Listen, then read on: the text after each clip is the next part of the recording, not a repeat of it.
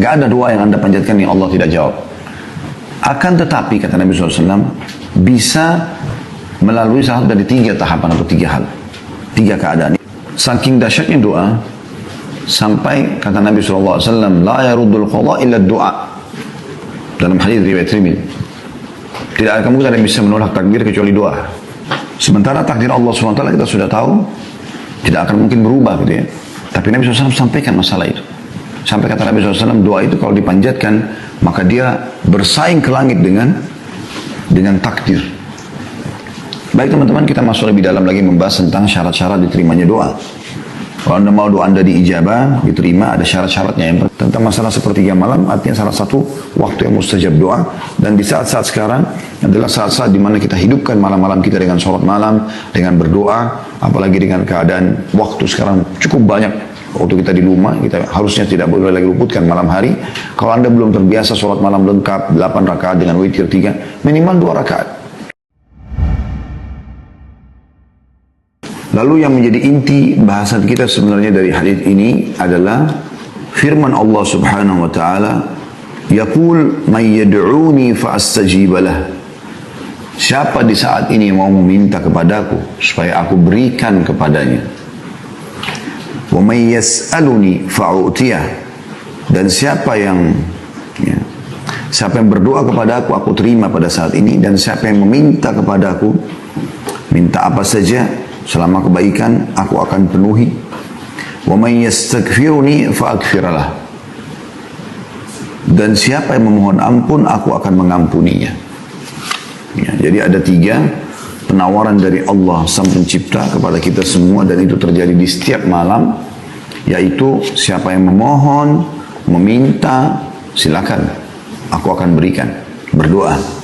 Siapa yang khusus meminta tolong, maka aku penuhi. Siapa yang memohon ampun, aku akan maafkan. Ini kalau kita simpulkan ketiganya, sebenarnya berbicara masalah doa. Dan dalam doa kita kepada Allah Subhanahu wa taala, kita akan memohon hajat kita, menyampaikan kebutuhan yang kita harapkan Allah penuhi, dari makanan, minuman, pakaian, pekerjaan, pasangan hidup, anak-anak, kebutuhan kita. Termasuk kebutuhan akhirat, minta masuk surga dan seterusnya. Sisi yang lain kita juga minta kepada Allah agar dilindungi dari keburukan-keburukan yang akan menimpa kita. Seperti misalnya fitnah, ya, penyakit, kayak zaman kita sekarang wabah, ya, dan seterusnya. Juga dalam doa kita seringkali kita panjatkan juga agar dimaafkan kalau kita punya kesalahan. Supaya Allah Subhanahu wa taala sebagai Sang Pencipta, Sang Raja yang sebenarnya ridho dengan kita.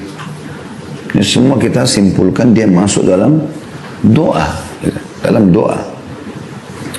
Baik teman-teman, kita akan coba bedah lebih dalam tentang masalah ini, karena doa ini memang sebuah ibadah, bahkan dia inti dari ibadah.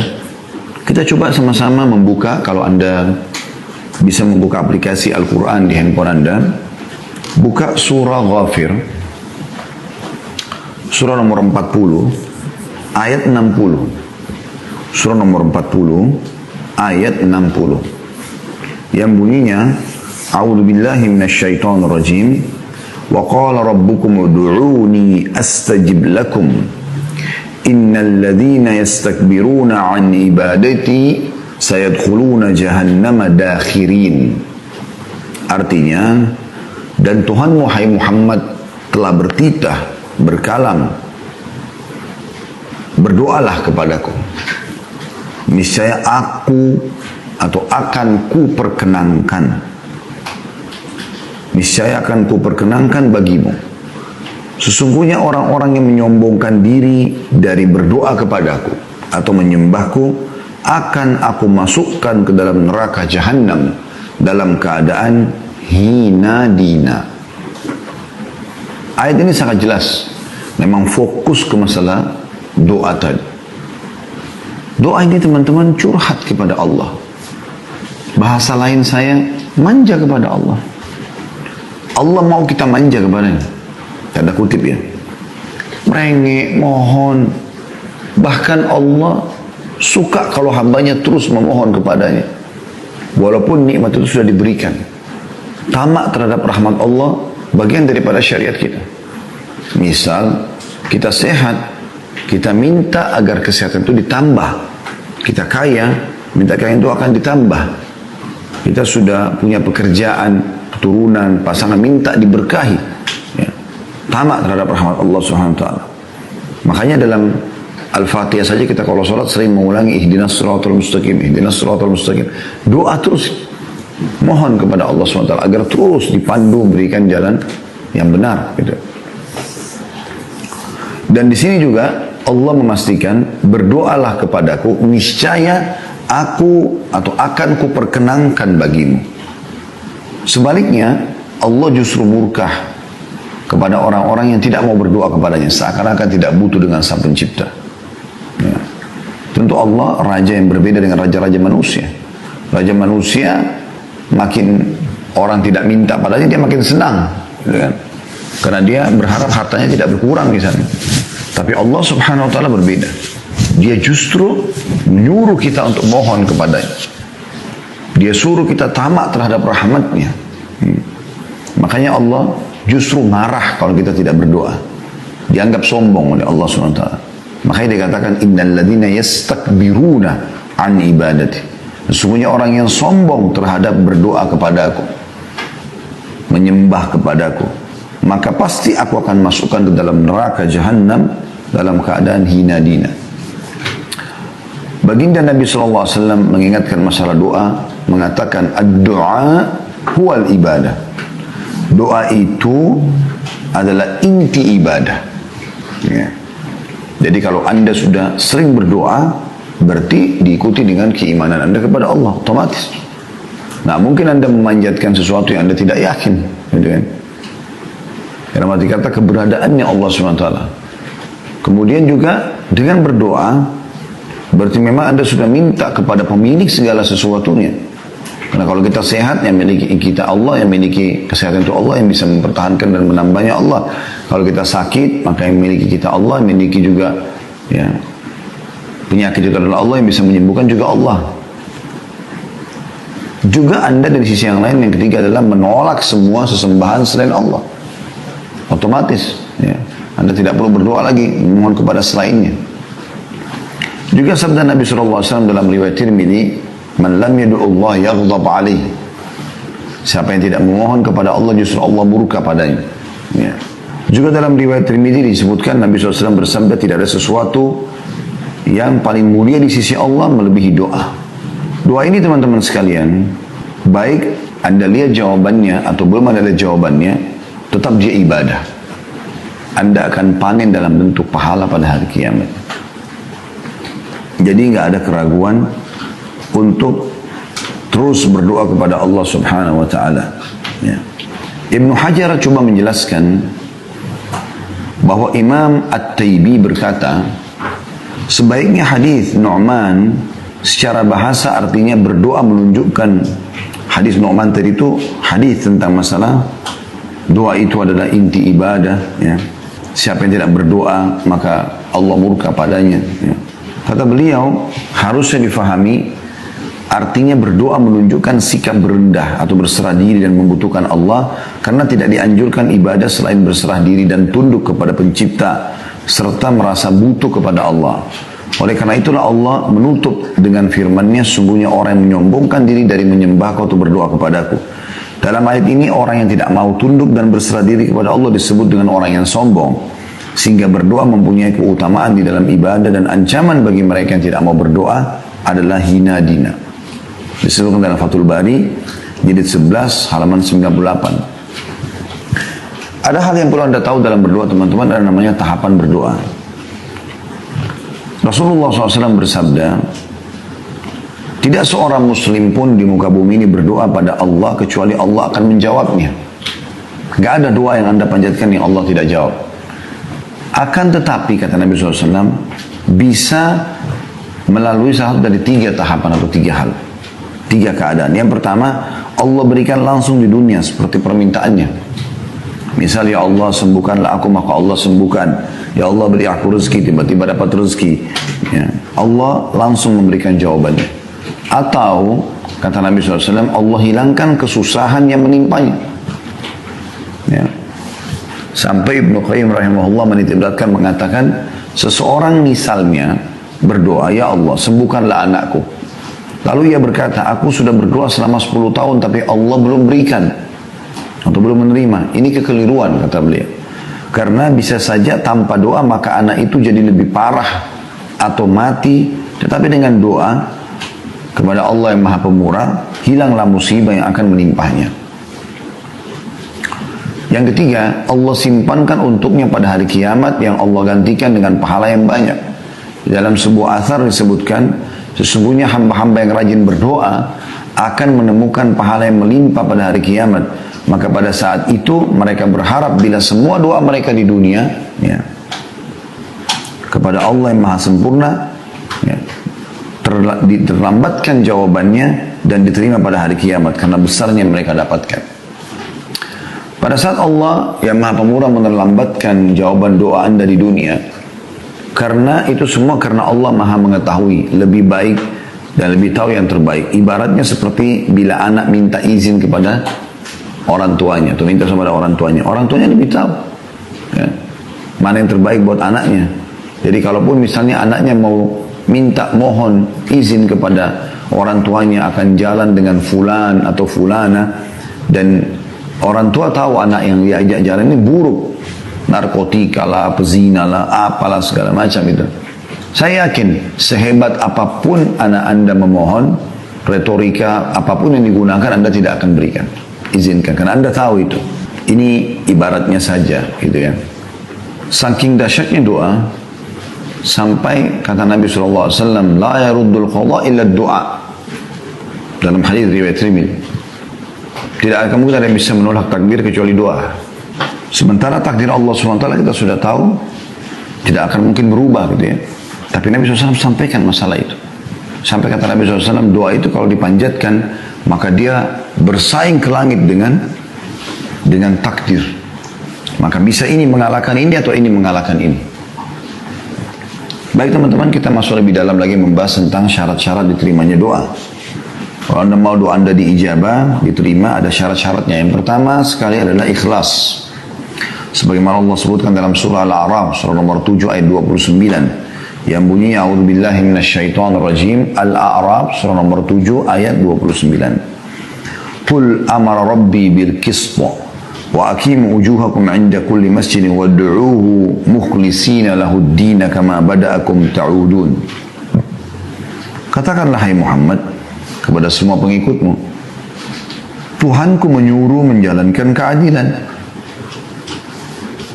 Dan katakan pula, luruskanlah mukamu atau dirimu di setiap sholat arah kiblat, dan berdoalah, ini saksi bahasan kita, pada Allah dengan mengikhlaskan ketaatanmu kepadanya.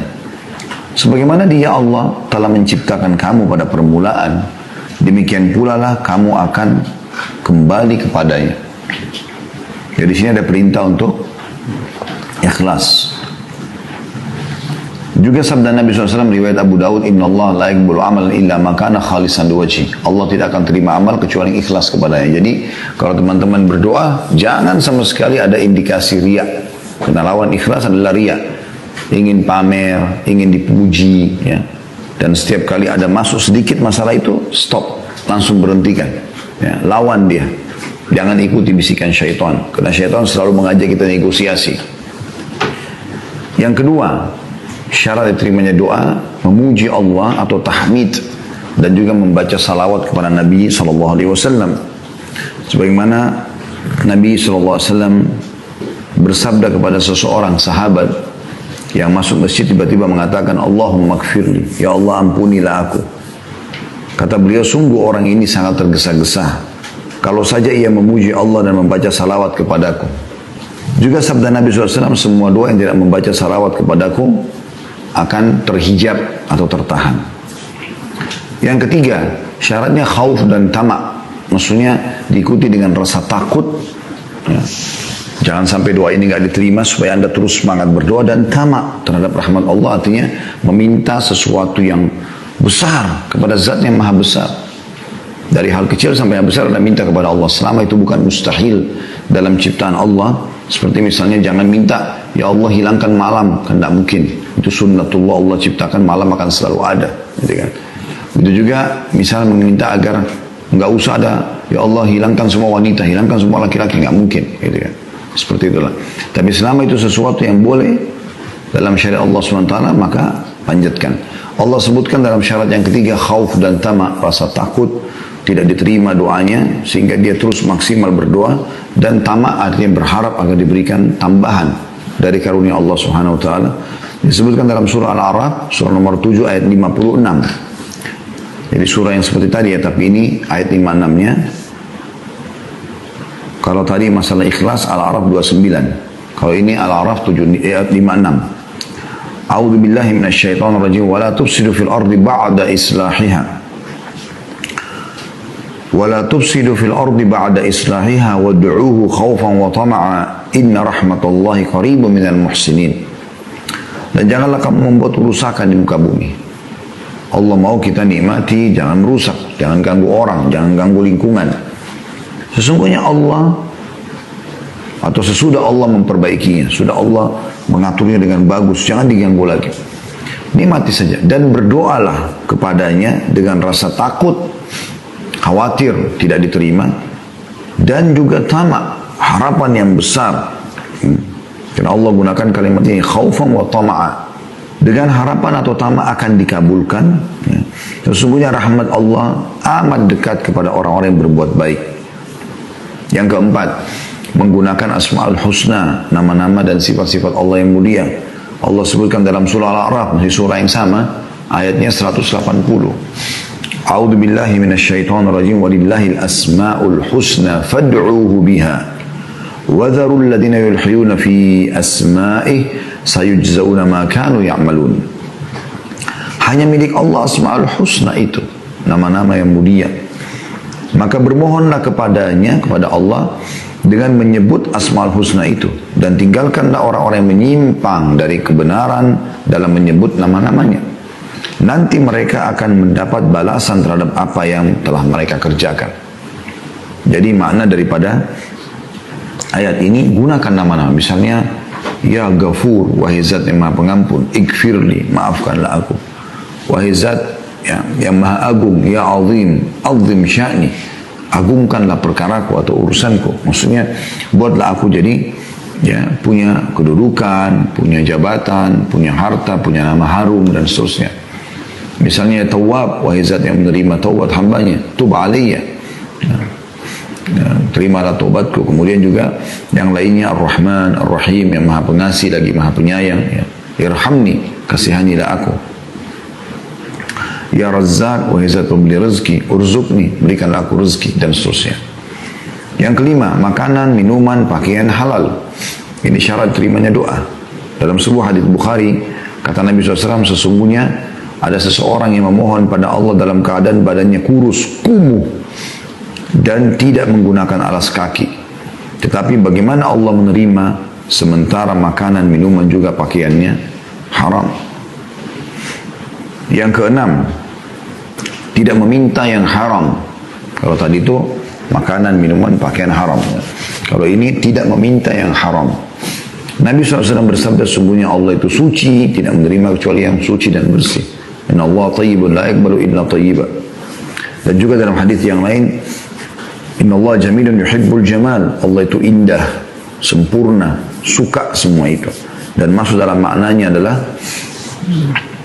tidak memohon yang haram, karena yang haram itu tidak suci. Yang ketujuh, syarat diterimanya doa adalah muslim.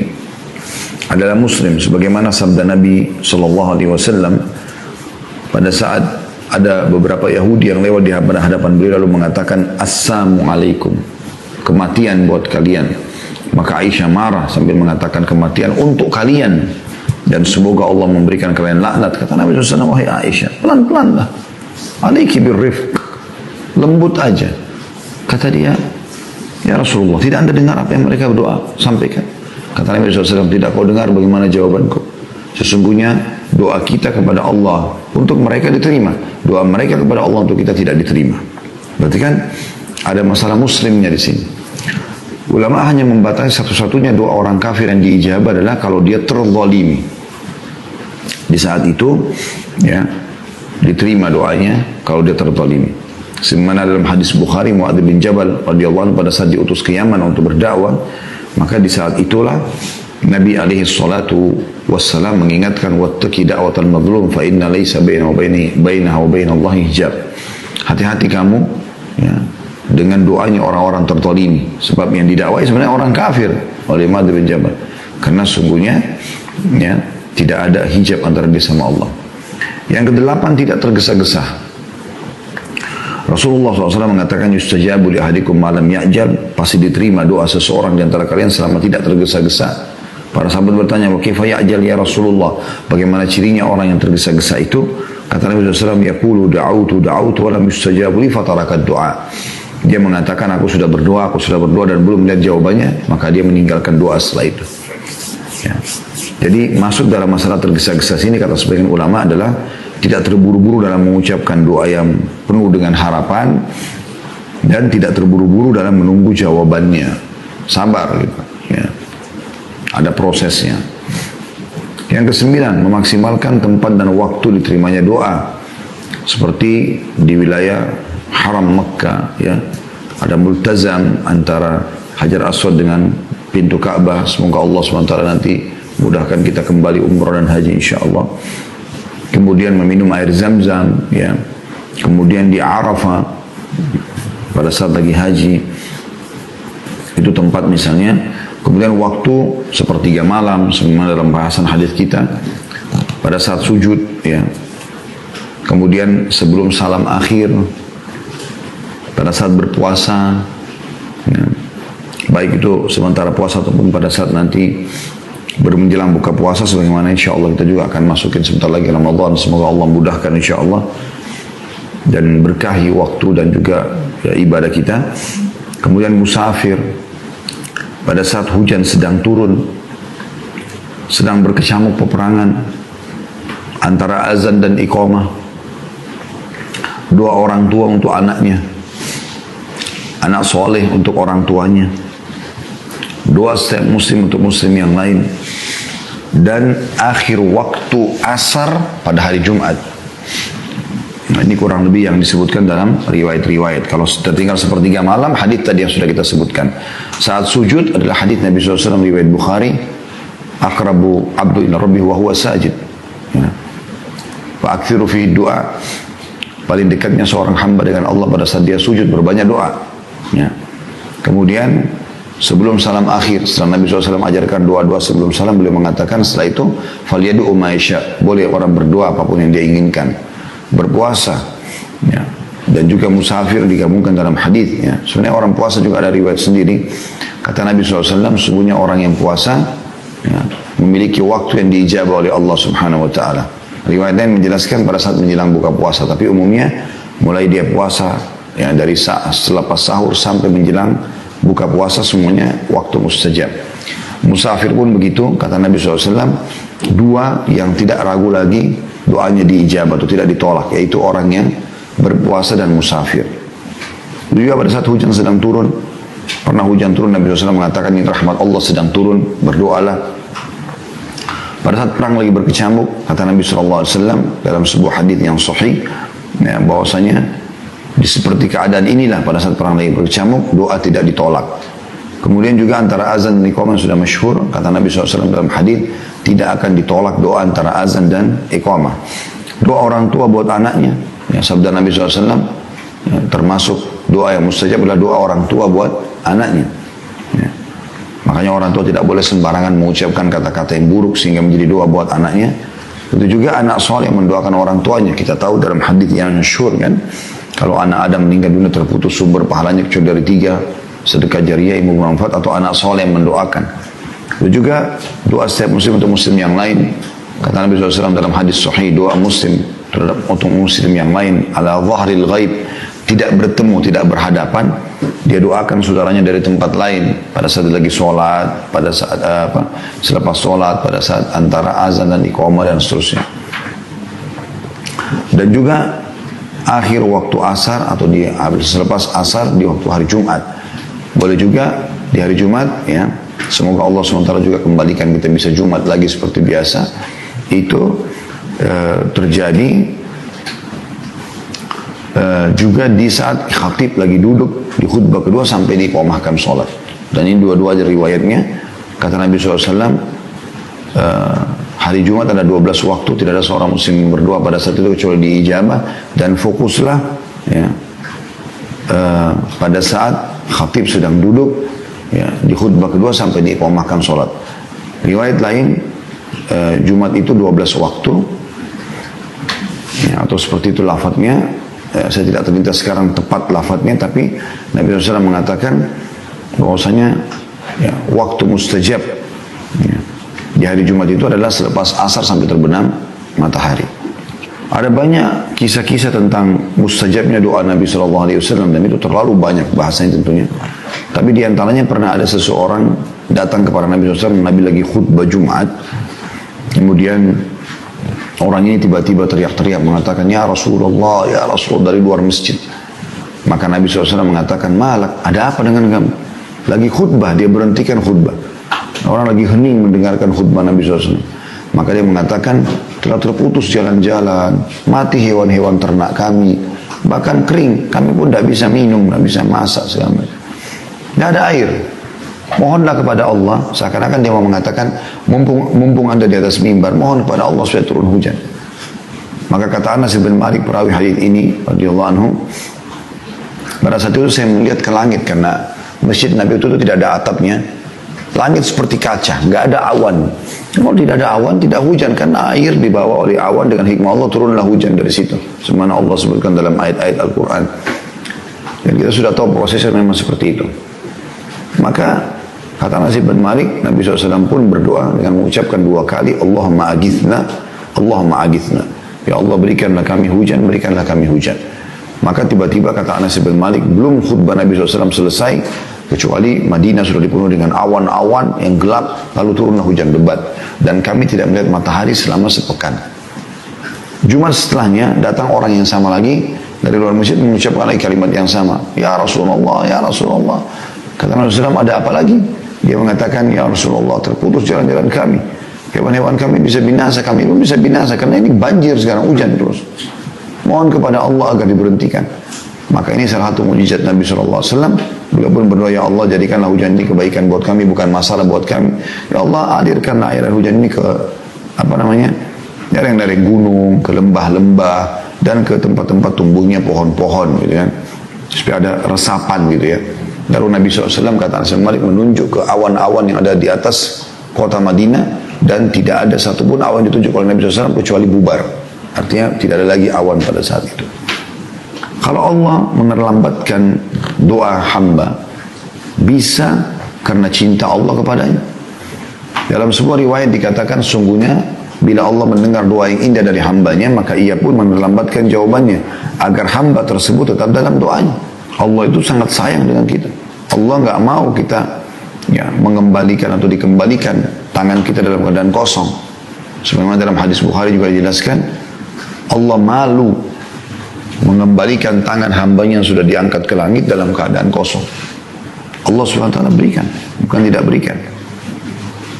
Bahkan banyak orang mungkin yang tidak menyadari kalau Allah sudah berikan kepada dia, ya. Cuma memang melalui prosesnya, ada tahapannya. Yang penting teman-teman sekarang, doa jangan pernah putus asa, jangan pernah batasi doa itu. Kisah masyhur Nabi Zakaria alaihissalam, bagaimana beliau berdoa selama 70 tahun agar diberikan keturunan dari umur 30 sampai 100 tahun. Anda bisa baca dalam surah Maryam tentunya, ya. Surah nomor 19, ya, ayat 1 sampai ayat 10, ya. Bagaimana Allah menggambarkan Nabi Zakaria berdoa terus sampai dia sudah tua, maka Allah berikan ijabah. Itu juga Allah jelaskan tentang Nabi Zakaria ini dalam surah Al-Anbiya, surah nomor 21 ayat 89 sampai 90. Juga dalam surah Al-Imran, surah nomor 3 ayat 38 sampai 41. Al-Imran, surah nomor 3 ayat 38 sampai 41. Nah, ini sudah sering saya ulangi sebenarnya, termasuk dalam majelis kita, tentang kisah Nabi Zakaria. Anda pun bisa kembali ke judul ceramah kami, Dahsyatnya Doa. Dan beberapa poin ini saya bacakan dari makalah atau PowerPoint yang saya susun tentang masalah dahsyatnya doa itu. Begitu juga dengan Nabi Ayub alaihissalam yang sudah diuji oleh Allah Subhanahu wa taala dengan beragam macam ujian. Dia bahagia selama 20 tahun, tidak ada cobaan berat dalam hidupnya. Dia gagah, dia nabi, dia dianggap sebagai tokoh masyarakat di kaumnya, dakwanya diterima. Istrinya cantik, subur, sampai melahirkan 12 anak laki-laki. Semua anaknya tampan-tampan, pintar-pintar. Ternaknya banyak sekali. Ya, kebunnya juga subur. Ya. Tapi subhanallah, kuasa Allah SWT Allah datangkan setelah 20 tahun cobaan. Maka Allah buat di hari pertama Nabi Ayub AS yang segar, yang kuat, tiba-tiba kena penyakit yang kita sudah tahu. Ya, pada saat itu diuji oleh Allah SWT penyakit kulit sehingga menular dan orang semua menjauh kecuali istrinya. Kemudian yang hari kedua Allah matikan semua anaknya yang lagi makan di sebuah ruangan, lalu Allah rubuhkan bangunannya, mati semua tiba-tiba. Jadi sudah hari pertama tidak punya sakit-sakit tubuhnya, hari kedua mati semua anaknya, 12-12-nya, dan yang ketiga Allah datangkan hama, ya, sehingga mati semua hewan-hewannya dan kebunnya sempat terbakar, hilang semua dalam 3 hari. Tapi beliau sabar, terus berdoa kepada Allah Subhanahu wa taala, bersabar dan minta kepada Allah Subhanahu wa taala dengan santun, dengan ramah. Allah sebutkan dalam surah Al-Anbiya surah nomor 21 ayat 83 sampai 84, ini pelajaran yang luar biasa ini.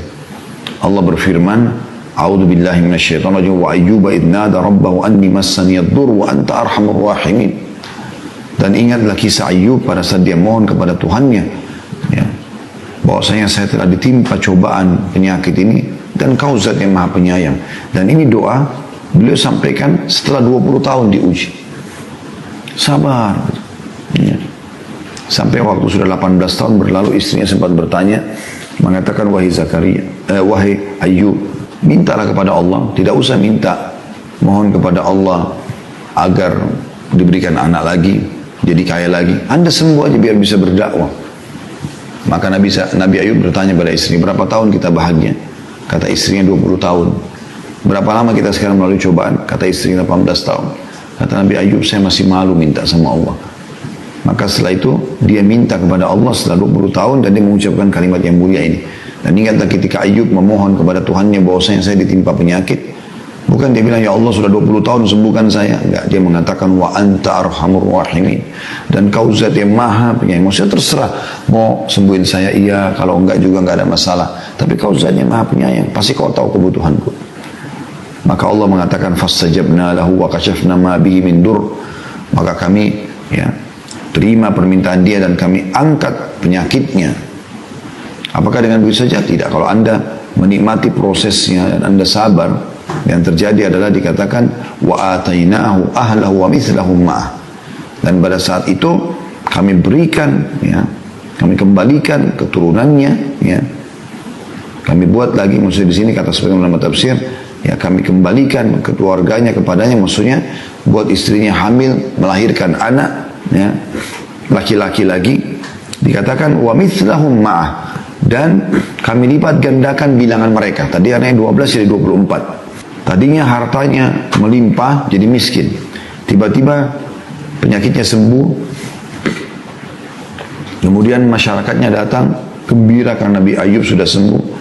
Mereka menghibahkan harta-harta kepada Nabi Ayub. Nabi Ayub menjadi lebih kaya dari sebelumnya, dari 20 tahun yang lalu, dalam seketika, dalam sehari.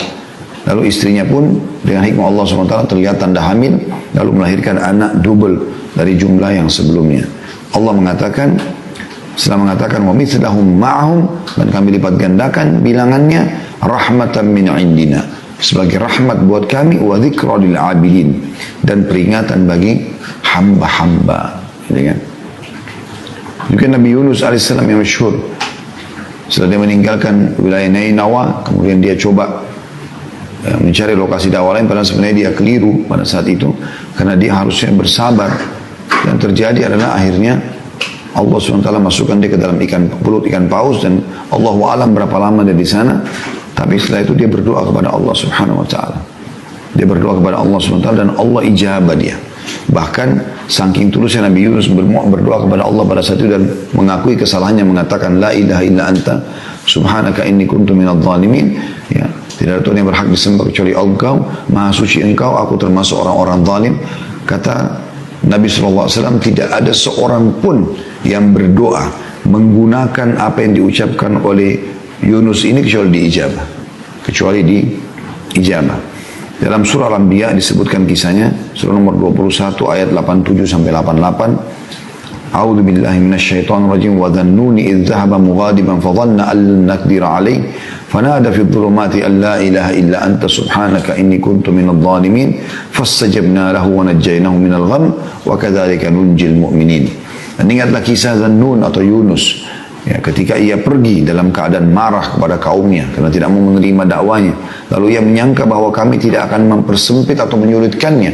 Dia pikir itu boleh, Allah tidak hukum dia, padahal sebenarnya Allah akan marah sama dia. Kenapa tinggalin lokasi dakwah sebelum ada perintah, walaupun niatnya baik. Maka ia menyeru dalam keadaan yang sangat gelap di perut ikan, ya, bahwa tidak ada Tuhan selain Engkau, Maha Suci Engkau, sesungguhnya aku termasuk orang-orang yang berbuat zalim. Itu ayat 87-nya Al-Anbiya. Ayat 88-nya maka kami perkenankan doanya dan menyelamatkannya dari kedukaan itu, dan demikianlah kami selamatkan orang-orang beriman. Surah Yunus juga disebutkan tentunya dalam surah Saffat yang masyhur, surah nomor 37 ayat 139 sampai 148, ya. Itu disebutkan kisah Nabi Yunus, kurang lebih mirip seperti itu tapi lebih terinci sedikit, ya. Surah Saffat surah nomor 37 ayat 139 sampai 148. Ibnu Qayyim berkata rahimahullah berhubungan dengan masalah doa ini, perumpamaan hamba yang belum Allah Maha Tinggi beri jawaban doanya seperti seorang anak yang ibunya sedang marah padanya, lalu ibunya mengusirnya keluar rumah dan menutupkan pintu rumah untuknya. Kira-kira apa yang akan dilakukan si anak tadi? Tanda tanya. Apakah ia lalu pergi atau meminta maaf dan memohon pada ibunya agar dibukakan pintu lagi? Tentu Anda sudah tahu jawabannya. Yang pasti kata beliau, si anak akan terus minta maaf dan memohon pada ibunya agar dimaafkan dan dibukakan lagi pintu. Dan ketahuilah, saat si anak terus memohon, maka hati sang ibu tersentuh dan tidak tega bila tidak memaafkan dan membukakan pintu lagi untuknya. Yakinlah Allah Maha Pengasih, jauh lebih pengasih dari ibumu. Maka bila belum kelihatan jawaban doa, maka lebih giatlah dalam berdoa lagi. Teman-teman sekalian, banyak sekali doa-doa pilihan dan ini saya sarankan teman-teman hafal doanya. Di antaranya pernah seseorang ya berkata kepada Nabi SAW, ya Rasulullah, doa itu terlalu banyak. Saya juga ingin doa yang bisa mendapatkan semua kebaikan. Bisa nggak Anda pandu? Kata Nabi SAW, coba baca. Allahumma inni as'aluka khaira ma sa'alaka minhu nabiyyuka wa abduka Muhammadin sallallahu alaihi wasallam. Ya Allah, aku memohon kepadamu semua kebaikan yang pernah diminta dan dimohon oleh nabimu dan hambamu Muhammad sallallahu alaihi wasallam. Wa a'udzu bika min syarri ma sta'adzaka nabiyyuka wa abduka Muhammadin sallallahu alaihi wasallam. Dan aku berlindung kepadamu dari semua yang telah nabimu berlindung darinya, ya, nabimu dan hambamu Muhammad SAW berlindung darinya. Wa antal musta'an wa alaikal balaq. Tempatmu lah kami meminta tolong dan darimulah jawaban daripada permohonan itu. Ini termasuk doa yang merangkum semua kebaikan yang Nabi SAW pernah minta dan minta memohon agar dijauhkan dari semua keburukan yang pernah Nabi berlindung darinya. Juga ada potongan doa ringkas, Allahumma ja'al kullu maqduri khaira. Ya Allah, jadikanlah semua takdirku kebaikan. Allahumma ja'al kullu maqduri khaira. Kemudian juga ada doa yang lain, Allahumma inni a'udzubika min zawali ni'amik. Nah, ini doa diperlukan di zaman kayak kita sekarang, ya. Minta Allahumma inni a'udzubika min zawali ni'amik. Ya Allah, aku berlindung kepadamu jangan sampai nikmatmu terangkat dariku. Hilangnya nikmat, kesehatan, ya, kekayaan, keturunan dan seterusnya. Wa tahawuli afiyatik, dan teralihkannya kesehatan kepada sakit. Wa fujaati nikmatik, dan tiba-tibanya datang hukumanmu. Wa jami'i sakhatik, dan semua kemurkahanmu. Yang terakhir teman-teman sekalian adalah doa yang masyhur juga diajarkan Nabi SAW. Allahumma inni as'aluka khaira kulli ajilihi wa ajilihi Ya Allah, aku minta semua kebaikan, baik yang sudah dekat ataupun yang masih jauh. Ma'alimna minhu ma'lam na'lam, apa yang kami ketahui dan kami tidak ketahui. Wa na'udzubika min syarri kulli, dan kami berlindung kepadamu dari seluruh keburukan ajilihi wa ajili, ya, yang sudah dekat ataupun yang masih jauh. Ma'alimna minhu ma'lam na'lam, apapun yang kami ketahui ataupun kami tidak ketahui. Jadi kita minta kepada Allah subhanahu wa ta'ala agar diberikan yang terbaik semuanya. Dan juga doa yang masyhur tentunya yang sudah tidak asing bagi teman-teman. Rabbana atina fid dunya hasanah wa fil akhirati hasanah wa qina adzaban nar wa adkhilnal jannata ma'al abrar ya aziz ya ghafar ya rabbal alamin. Di setiap tawaf kita disuruh ulangi 7 kali tawaf, selalu baca ini. Rabbana atina fid dunya hasanah, berikanlah kami seluruh kebaikan di dunia. Wa fil akhirati hasanah, seluruh kebaikan di akhirat. Wa qina adzaban nar, dan jauhkanlah kami dari siksa api neraka.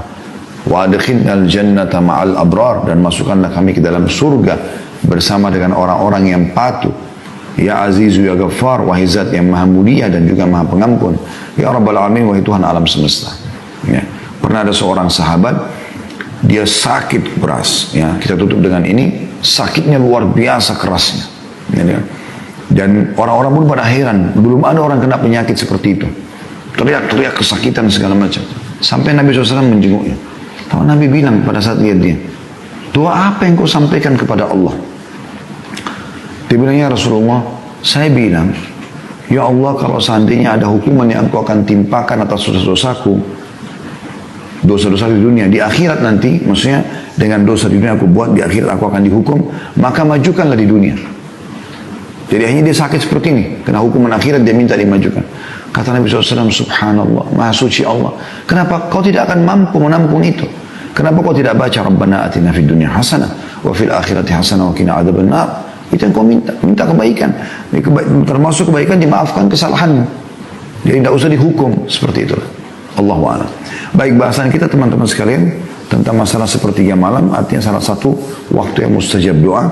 Dan di saat-saat sekarang adalah saat-saat di mana kita hidupkan malam-malam kita dengan sholat malam, dengan berdoa, apalagi dengan keadaan waktu sekarang cukup banyak. Waktu kita di rumah, kita harusnya tidak boleh lagi luputkan malam hari. Kalau anda belum terbiasa sholat malam lengkap 8 rakaat dengan witir 3, minimal 2 rakaat menjelang azan subuh, hidupkan. Dan sebentar lagi akan masuk Ramadan. Walaupun misalnya kita belum bisa tarawih di masjid, nah kita bisa tarawih di rumah, yang merupakan sholat malam yang dimajukan. Maka jangan sia-siakan. Anda juga akan bangun makan sahur, itu waktu mustajab doa. Jangan hanya habiskan waktu dengan makanan dan minuman juga tontonan, tapi berdoa, itu mustajab. Bayangkan teman-teman, kalau Anda punya hajat dengan salah satu orang di dunia, lalu dia mengatakan, misal presiden mengatakan, datanglah ke istana saya atau ke kantor saya jam 6 pagi. Syaratnya lagi kau harus jalan kaki, bawa ini dan itu, maka saya akan kasih apa yang kau minta. Misal dia meminta dibebasin tanahnya, dia meminta dikasih jabatan. Saya yakin orang akan berbondong-bondong ke situ. Subhanallah, Allah datang sepertiga malam ke rumah kita tanda kutip di dunia, ya, di bumi ini, lalu menanyakan lagi, apa hajat kalian? Ada salah yang kalian lakukan mau minta maaf sama saya? Ya. Ada enggak pertolongan yang kalian butuhkan? Maka saya akan berikan. Jangan disia-siakan semua ini. Allahu a'lam.